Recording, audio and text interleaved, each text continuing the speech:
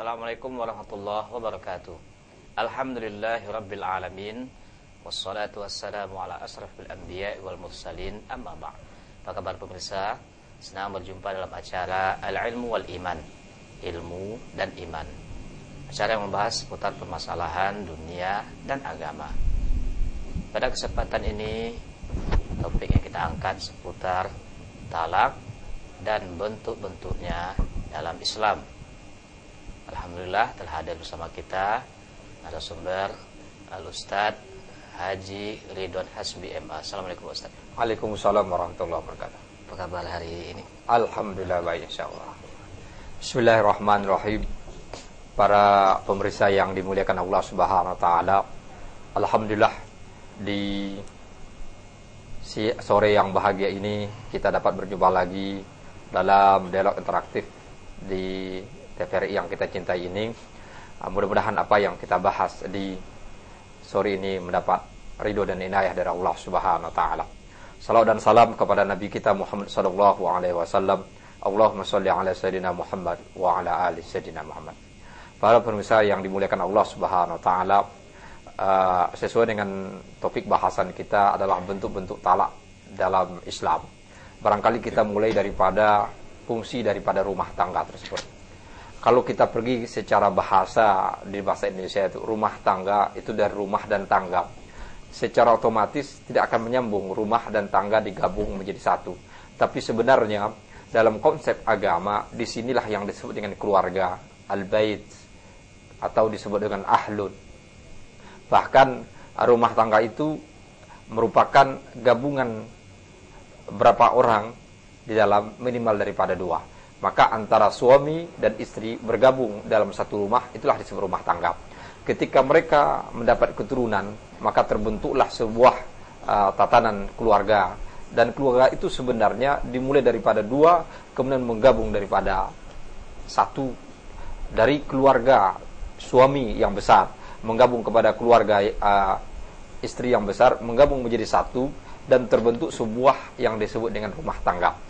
Dalam konsep Islam, rumah tangga adalah sesuatu yang harus kita lihat bukan dari satu sisi tapi banyak sisi. Kenapa? Pertama yang harus kita lihat bahwa rumah tangga itu menggabungkan antara dua hamba Allah yang berlainan jenis dan berbeda latar belakang. Latar belakang mereka saja berbeda. Ketika mereka bersatu itu harus untuk menyatukan dari yang berbeda untuk menjadi satu. Perbedaan itu sendiri yang harus mereka tuntun untuk hidup kepada yang diinginkan dalam sebuah rumah tangga. Yang kedua dalam Islam, bahwa rumah tangga itu adalah sebuah bentuk ibadah kepada Allah Subhanahu wa taala. Dia tidak bisa dipisahkan dari wujud manusia yang diciptakan Allah Subhanahu wa taala untuk beribadah. Maka Allah mengatakan, "Wa ma khalaqtul jinna wal insa illa liya'budun." Saya tidak menciptakan jin dan manusia kecuali menyembah. Menyembah ini bukan hanya berupa salat, puasa, zakat, haji, tapi termasuk bentuk daripada rumah tangga itu juga adalah ibadah.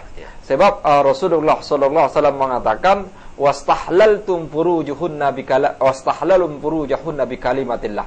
Kamu telah menghalalkan kemaluan perempuan tersebut dengan kalimat-kalimat Allah. Berarti ini ada konteks suatu ibadah. Maka seorang sahabat pernah bertanya kepada Rasulullah, "Ada ayado ahadun bibid'i zaujatihi?" Apakah seseorang meletakkan kemaluannya kepada istrinya adalah sebuah ibadah, mendapatkan suatu pahala? Rasulullah juga membalas, bagaimana diletakkan haram? Apakah dia dapat dosa? Maka dia juga akan dapat dosa. Artinya dalam konteks ini yang kedua ini, maka fungsi rumah ibadah beribadah kepada Allah Subhanahu wa taala dan tidak bisa dipisahkan dalam kehidupan kita. Yang ketiga, rumah tangga yang harus kita lihat dalam konsep yang selalu kita dengar itu baiti jannati. Rumahku adalah surgaku. Jadi bagaimana mewujudkan rumah tangga itu adalah surga? Artinya sebelum kita masuk kepada surga nanti di akhirat, berarti bagaimana kita wujud rumah tangga itu sebuah surga di mana hidup orang dengan damai, tenang, tertib. Barangkali ketika dia luar rumah dia dapatkan neraka.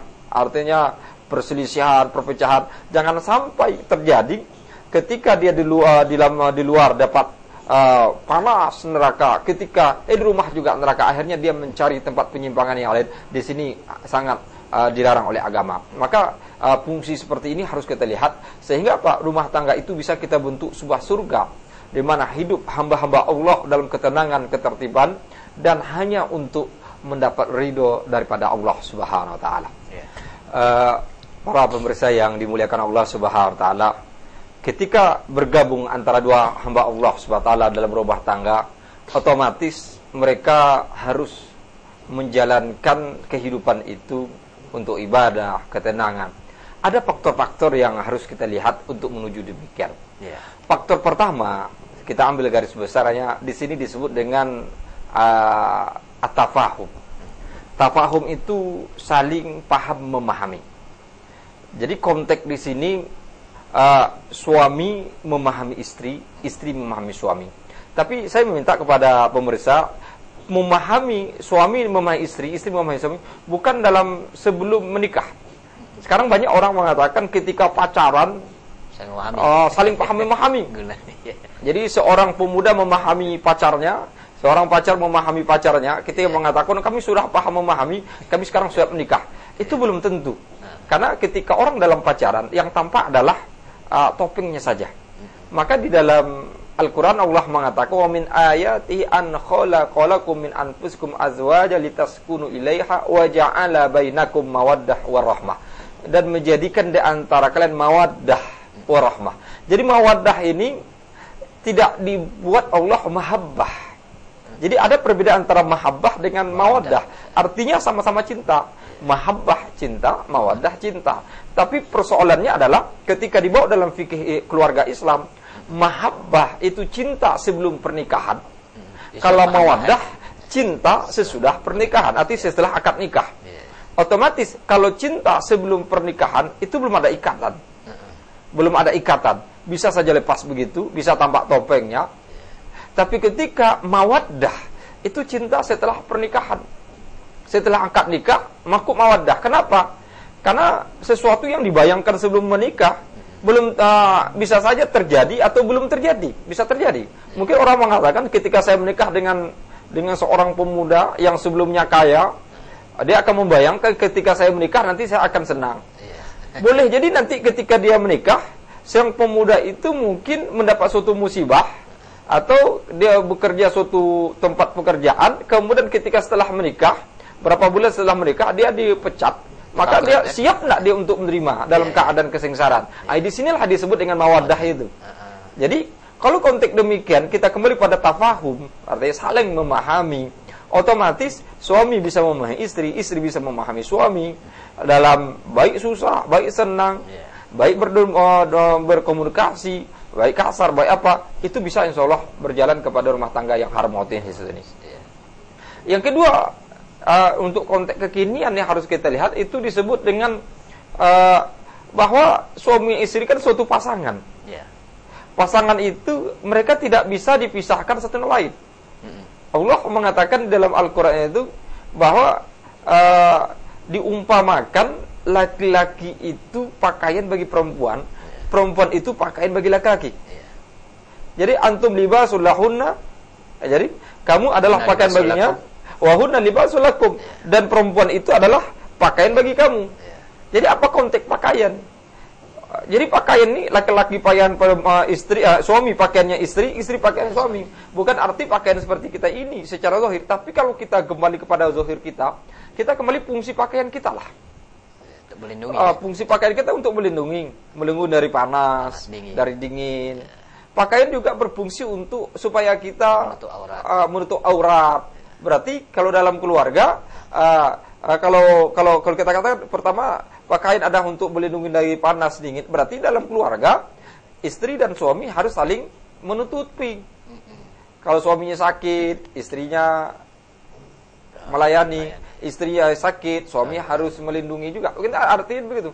Kemudian kalau pakaian itu kita pahami lagi menutup aurat, berarti menutup aurat, dengan aurat itu kita harus tutup dan menghadap Allah SWT. Dalam rumah tangga juga begitu. Berarti dengan menutup aurat tersebut dia tidak boleh buka aib.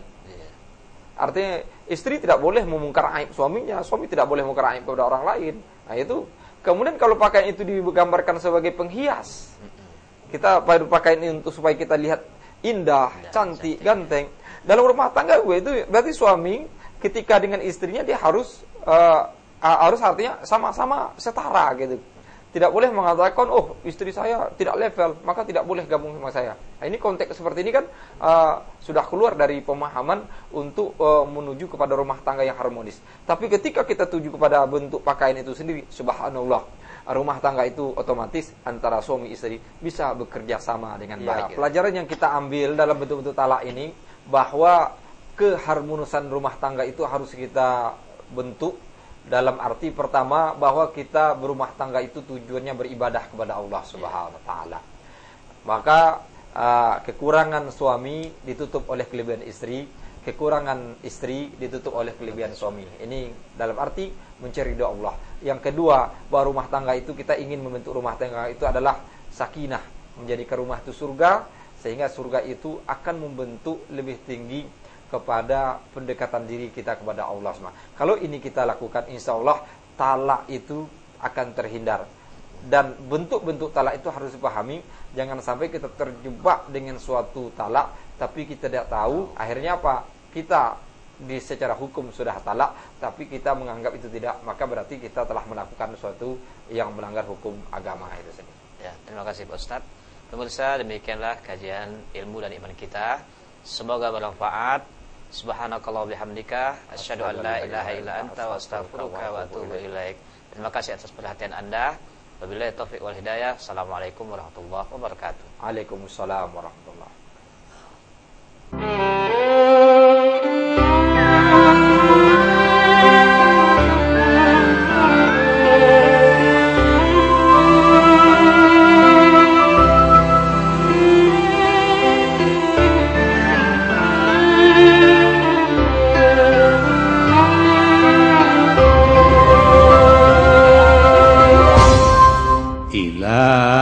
Ilahilas kulil firdausi ala